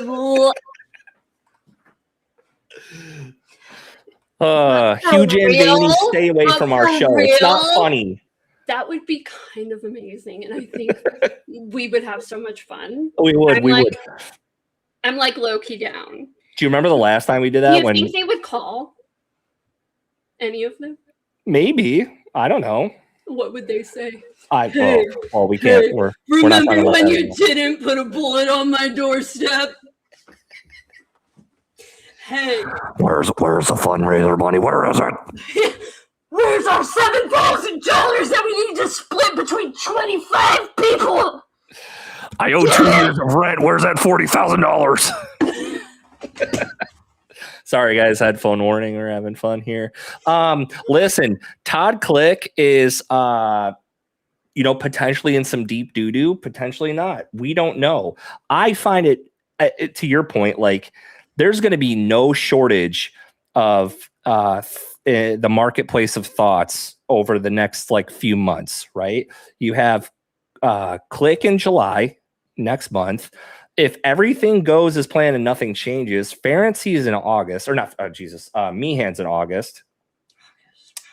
And then September is Rick's oral arguments, Wow. So it's like you got a whole slate, a whole good lineup going into in October. Yeah. So there's a lot going on related to this. I just, I'm curious. I'm really curious to see what Andy's going to say as a witness in this, because I'm dying to see what Andy's going to say. I mean, it's pretty obvious that they're going to go like this is retaliation for the Delphi trial route. Right. But the detail of that will be really interesting. I mean, the fucking timeline, we just went through it. Yeah. Yeah. I mean, it's insane. I don't know, guys. By the way, shout out Tammy. Shout out All Eyes, obviously. Like, it's almost a given at this point. Hey, big shout out to Delphi Docs for lining up these links for us too, right? We got some good links from Delphi Docs. Osbrook says, an American Guard person who knows all the Carroll County opinions, when shown one of the leaked crime scene pics, said he was surprised to see Holder's rune in the sticks. I mean, I'm not. It's on his fucking wrist. What? Oh, hey. What are we doing here? Can you pull up? Oh man, can we? I'm pretty sure it's already been confirmed, and obviously, but I wanted to make sure. I mean, if Michael's here, can we show him if that's really Rod Abrams' brother in the exhibit? What? Yeah. What? Where is it? Link me. Hold on, let me try and find it. Yeah. No problem. You know me. You know Big on you the rod. and Rod Abrams. We gotta solidify the Rod Abrams of it all. Once I get my hands around that rod, he's done. Ooh, strong Rod of Abrams. All right, well, let me find it here. Then I'll link you. Ray. Classic Books was the one you told me everybody come at her. If so, I want all the smoke. Yes! All the fucking smoke, Ray. We'll fucking... They trying. Are we? We're not taking that bait, right? No. Well, no, I'm not saying it's bait. You know what I mean, though. Like we're not diving into it. I'm aligned with you. No. And you know, drama is fucking stupid, and infighting is stupid. All I want to say is, I love everyone. If you're about fucking free Ricky, I love you. Oh, unless you're Prof or Adrian, because you're not even really free Ricky. People are fucking weird. Not you, but anyone else. Anyone else, I love you. And we're all good, and I've got no hate in my heart, and we are all going to fucking be there in September, riding hard for the cause. I will say, however, there is one individual that's kind of weird. He's a guy, and he's kind of like DMing like 20 million people. Oh, yeah, that one. About you. That's kind of weird. And see, I don't care when people do come your at worst. Me. I don't care when people come at me so much. It's when they come at my friends that really fucking sets me. Same. I can't find this exhibits list. It's gonna piss me off. God, I suck at this so bad. No, you don't. They guilters. They are guilters. They keep changing me hand-aids. Yeah, I mean, we just got the okay that he's like okay to stay on trial. So who knows when that's gonna happen. Meehan? Yeah. Meehan, Yuhan. All right, I'm gonna put the link in there, and then if you want to pull it up. All right. Oh, wrong one. Wrong link. I'm always afraid I'm like gonna put a link in like me researching if some stupid like video game's cool or something. It's better than porn. Oh man, my search history is more elementary than like Rick's. It's which by the way, I think it's so funny that people are like, oh my god, his search history is so concerning. Like, okay, okay, Kristen, put Frank's search history up on display for us all to see, and we'll make that decision. Oof. All of you. Let's see your search histories. Oh wait, it's not in there. God damn. God, I'm so stupid. Give me a second. Normally I don't do this on a I never see Keith do this. I love this. Normally I don't do this on a time constraint, and I can find it after I drink a pot of coffee that someone spilt on me. Hold on. All right, this one might be it. I'm gonna don't click that link. It's a phishing link. Yeah, here. Okay. Yes. Okay, it's the first exhibit. This one confirmed. Good night, Bree. I love you. Good night, Bree. Don't get trafficked by motorcycle gangs. Please. By the way, I love motorcycle gangs. That one, yeah. Just want to say that. We love them. We love them. Everything that's been alleged has been by law enforcement specifically. So if you scroll all the way down, it's trigger warning for everyone. It's like a close up of a dude who might look like this guy. This guy? Yeah. Is that what in Abrams? Is that an Abrams? Was he on them there in Abrams? Just take the picture. I got to get to my hog transport.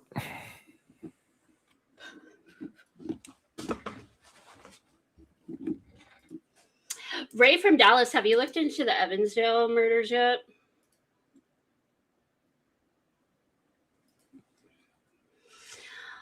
I may be one of the few, but I strongly believe they're connected. No, hey, Redacted and Mar, I know we talked about this, but I just wanted to see if did Michael leave? Did the internet go out? I was I was gonna put together a compilation video of his like cliffhangers. No way. Remember that one live? That would be amazing. That one live we used where you know who did this? No, Michael, please identify this person for us. No! He's like, I'm out. No! Michael Osbrook. Is that an Abram? That's funny. That's fun. Okay, all right. I Who think is Dee that? took He's over saying Michael's who- account. He said, "Who is that?" He doesn't know Okay, who that all right. is. So we don't. Okay, all right. It's photo 17, right? 17. It's from the Elvis Depot, or no, not the. Oh my God, I'm gonna. What about number 17? Yes, this was Elvis, and then he said, "It's the only picture in here." Nice.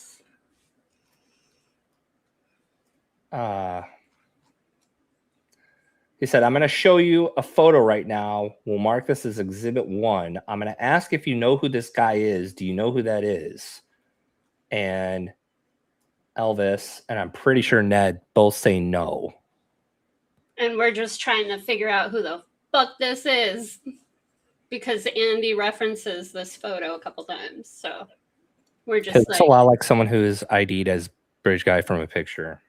that would make sense. That would make sense. Yeah. That explains why he's so sad, because he's a British guy. Just one of the many fucking random people. This poor Old guy's British guy. probably like, I'm hella sorry. innocent. Let me take your face off the internet. I'm sorry. Random man. All right, guys. What the fuck is this? Now I'm like, what? Okay. All right. That's it for tonight's show. Love you all. Fucking don't forget, September. If you can be in Indiana, we gonna be there. Come meet me. Come say hi. I'll be Bugs, there. I don't think I'm gonna be there, but maybe I run the like this right now, and you guys like call in and we do like a whole thing, and I just like make sure what. All right.